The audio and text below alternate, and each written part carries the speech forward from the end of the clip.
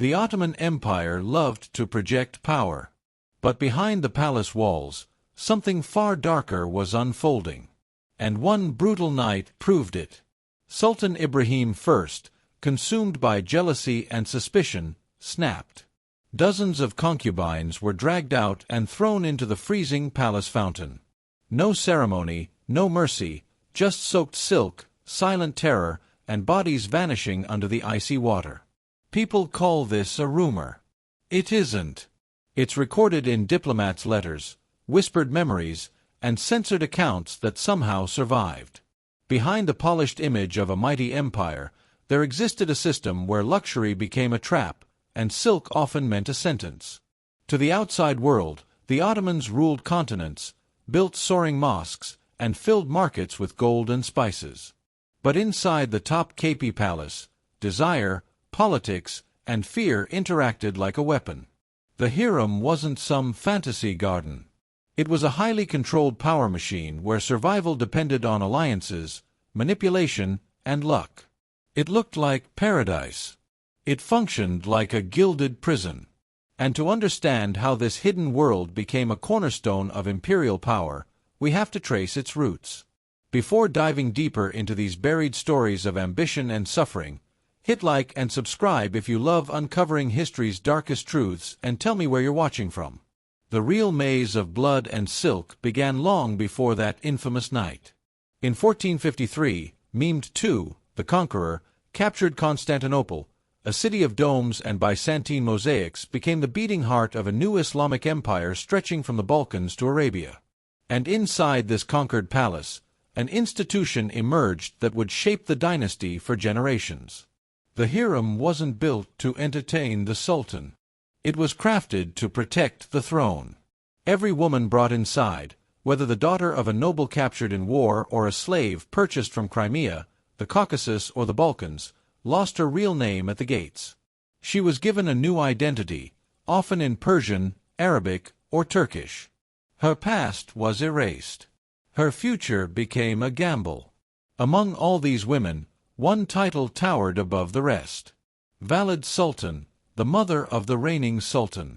She wasn't just a caretaker. She was the harem's ruler and one of the most powerful figures in the entire empire. During the era known as the Sultanate of Women, influential figures like Hürrem Sultan and Kurzem Sultan proved that a concubine could rise to become the empire's shadow ruler. But that power came at a brutal price. To rise, a concubine needed a son, and she needed to keep both herself and that child alive long enough for him to ascend the throne. Every pregnancy turned into a battlefield. Every cradle became a political weapon. And once princes reached adolescence, the tension exploded. Brothers became rivals. Mothers became enemies. Quiet hallways became war zones. Topkapi, with its marble courtyards and golden lattice work, wasn't just a palace. It was a fortress where every step was watched. Black eunuchs from sub-Saharan Africa, mutilated in childhood, served as the harem's gatekeepers. They lived solely to enforce the rules and guard its secrets. Over time, men like the chief black eunuch, the Kursler Ong, held enormous influence, becoming the bridge between the harem and the empire's highest offices. Meanwhile, the city outside pulsed with rumors. In the Grand Bazaar, people spoke in hushed voices about forbidden affairs, mysterious deaths, and hidden betrayals inside the palace. For ordinary citizens, the harem blended fascination and fear. For European diplomats, it became an obsession, exotic, scandalous, and carefully documented in letters sent to capitals across Europe. But beneath all the myth-making, the truth was simple. The harem controlled the empire's future. A single birth or death could determine who ruled millions.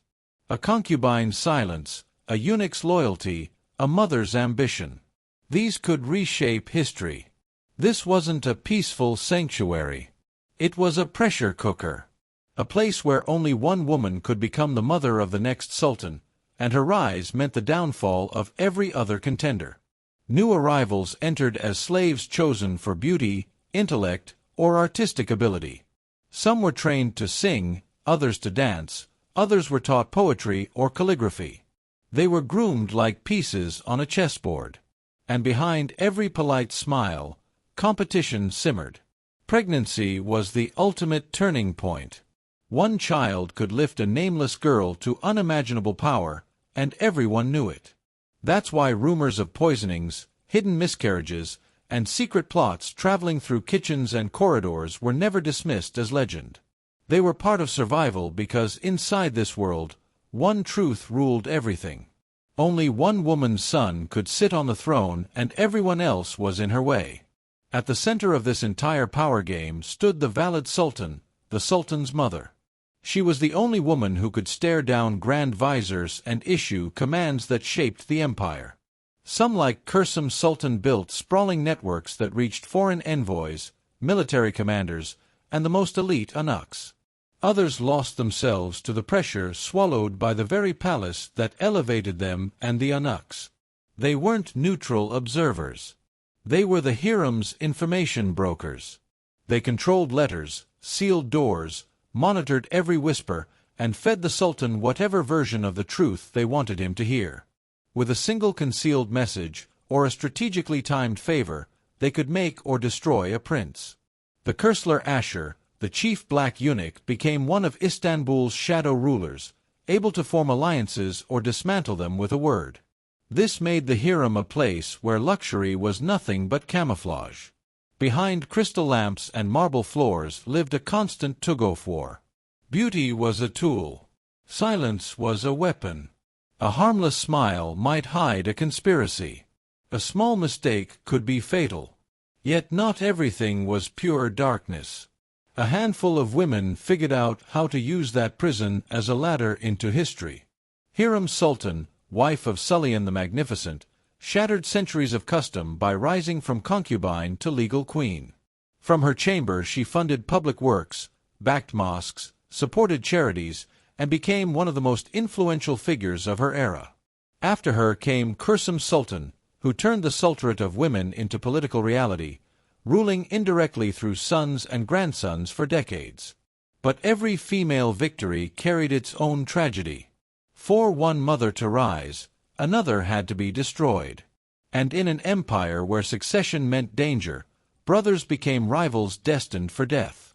When a sultan died, the new ruler often ordered the execution of his own brothers, strangled in silk, the empire's most brutal ritual.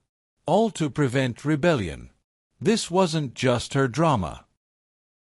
It shaped the politics of the entire state. Meanwhile, the public observed from a distance. Istanbul's markets and coffee houses were alive with gossip. Who controlled the Sultan? Which prince was favored? What scandal toppled a vizier? The city lived between two realities, the noisy streets and the palace interior where power changed hands in perfumed rooms stained by invisible blood. Tension built with every generation. The system originally designed to stabilize the dynasty slowly became a machine that consumed lives and maintained fear. The more authority concentrated inside the palace, the more fragile the empire became. And that web of secrets, rivalries, and betrayals finally erupted during one of the darkest chapters of Ottoman history. The century neared its end, and the empire entered an age where silk could no longer hide steel. Sitting on the throne was Ibrahim the Mad.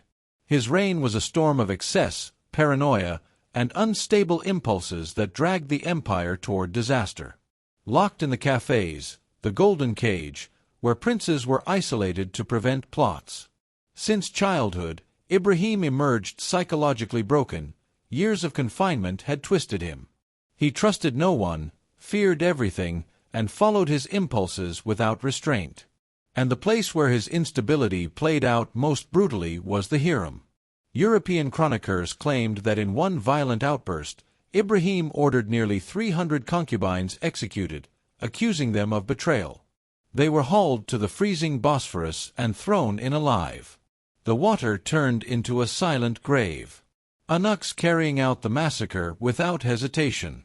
Whether exaggerated or not, the story lasted because it reflected the system's core truth. Absolute authority could wipe out hundreds of women in a single night. During these years, Kursum Sultan's presence loomed over everything. a powerful matriarch who had survived husbands, sons, and entire political factions. She was a symbol of both protection and fear, managing the fragile balance between eunuchs, vizier, and military groups. But even she couldn't fully stop Ibrahim's chaos. The harem turned into a battlefield. Concubines fought to secure their children's futures. Eunuchs traded secrets like currency, and foreign ambassadors bought influence with gold-filled chests.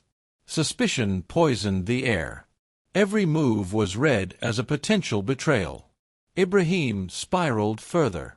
Stories say he forced concubines to march in bizarre outfits, obsessed over scents and fabrics, and confused affection with brutality. Under his rule, the palace stopped functioning as a government and became a stage for grotesque theater.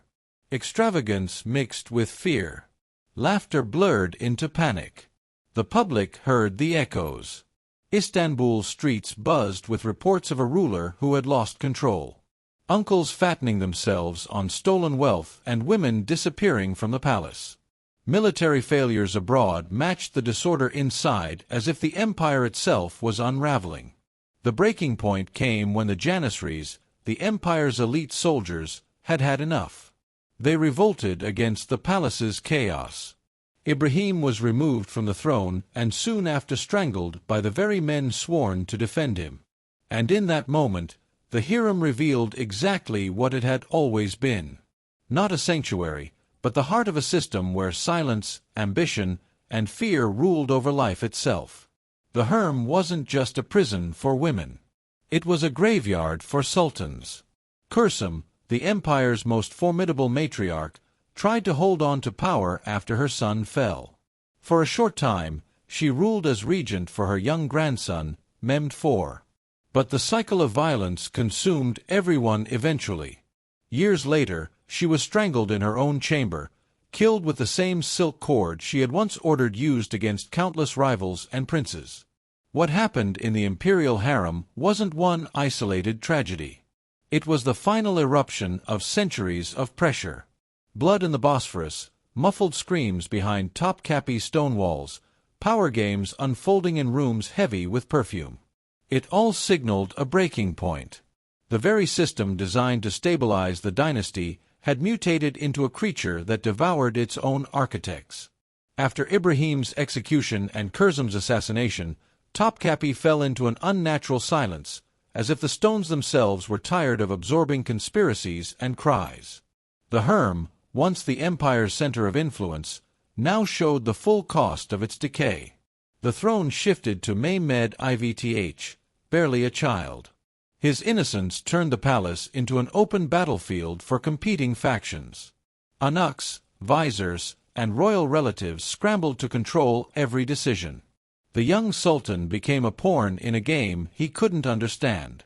The harem, intended to protect dynastic continuity, had become an abyss that drained the empire from within.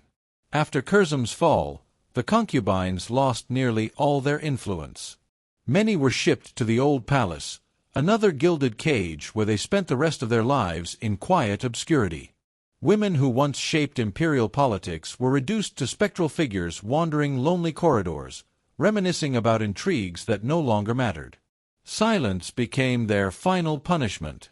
The eunuchs, meanwhile, reached new heights of authority. As the only link between the harem and the imperial court, they controlled information and with it the sultan's decisions. Some grew rich on bribes and secret deals.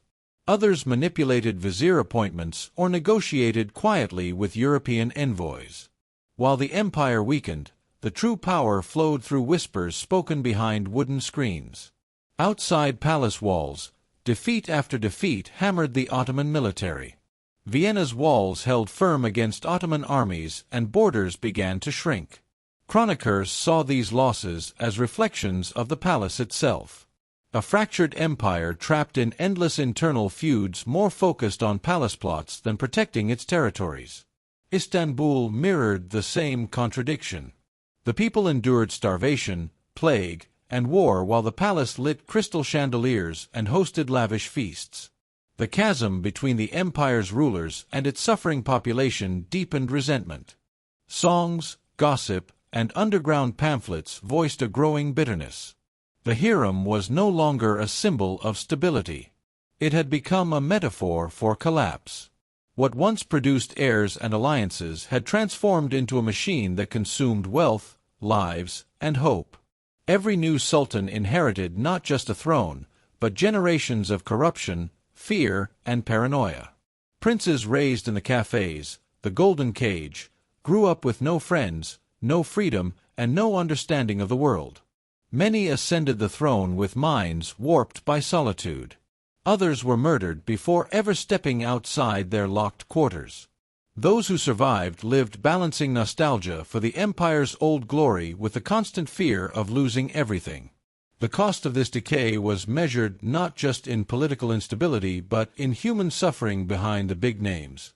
Ibrahim Kurzemd were hundreds of forgotten lives.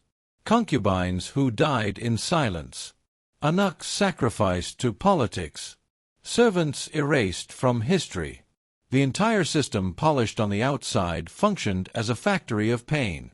The harem, created to preserve imperial power, ultimately became its moral undoing. And with each generation, the cracks in Topkapi's walls widened as if the palace itself sensed the slow collapse of its former splendor. Today, the imperial harem no longer exists. Its rooms are museum halls. Its lattice windows display pieces. But the real legacy of that world of silk and blood isn't found in artifacts.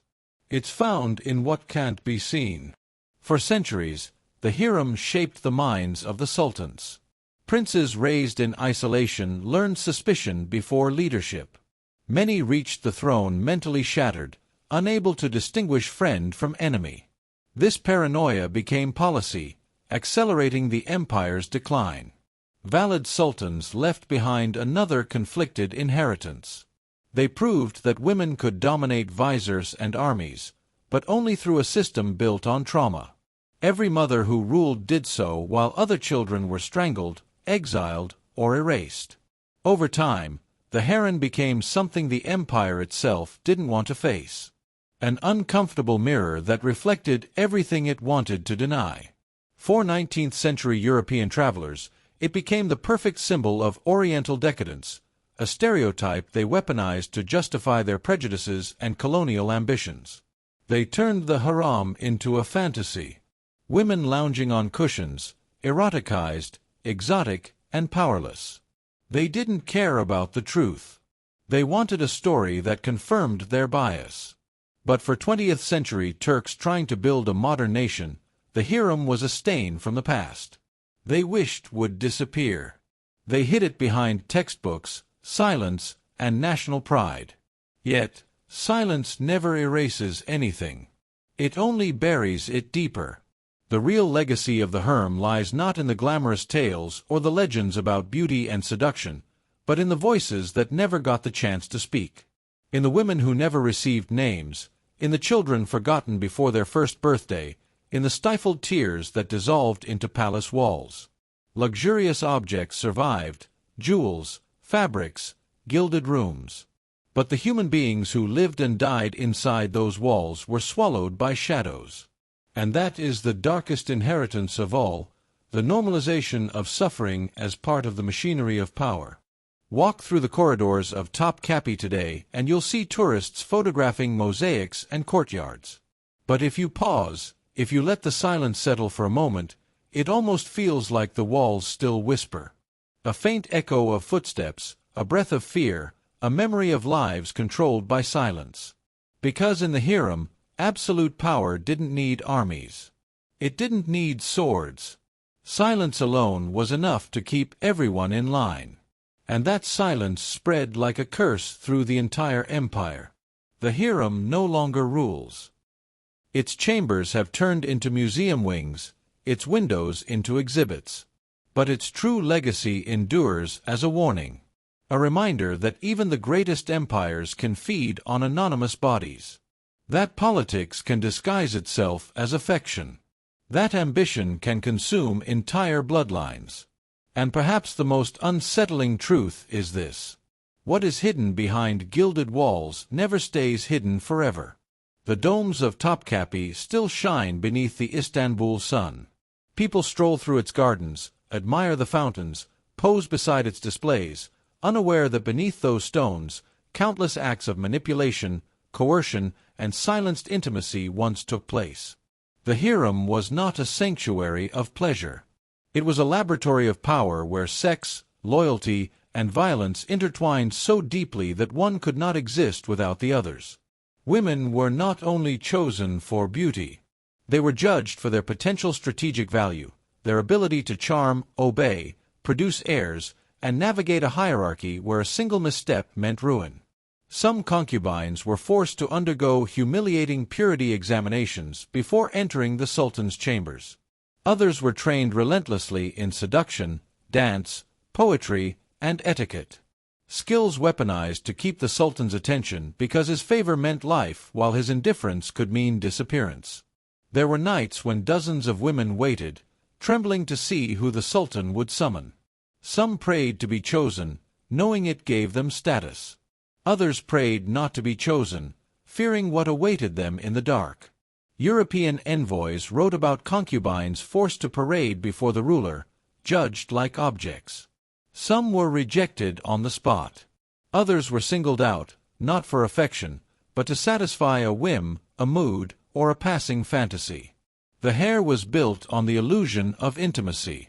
But everything inside it was transactional. Behind the scenes, eunuchs controlled the movement of every woman. They dictated who slept where, who saw the Sultan, who rose in rank, and who was quietly erased. Concubines who failed to impress could be retired to the old palace where they spent decades in isolation.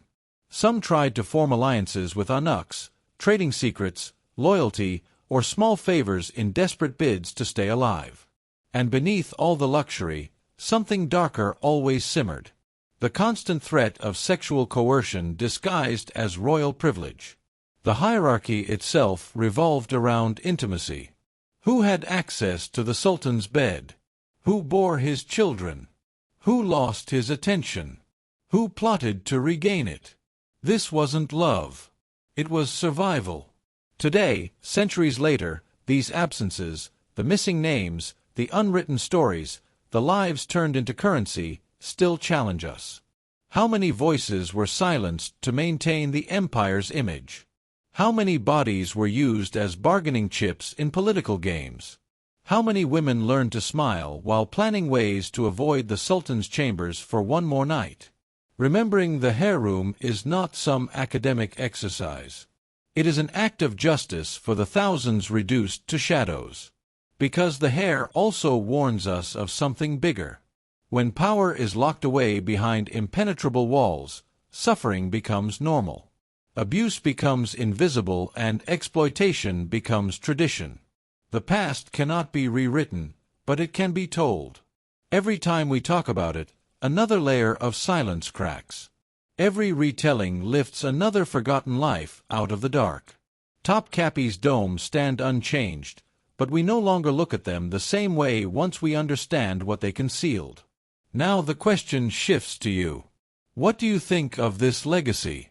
Do you believe that the silence of the harem still repeats itself in other forms of power today?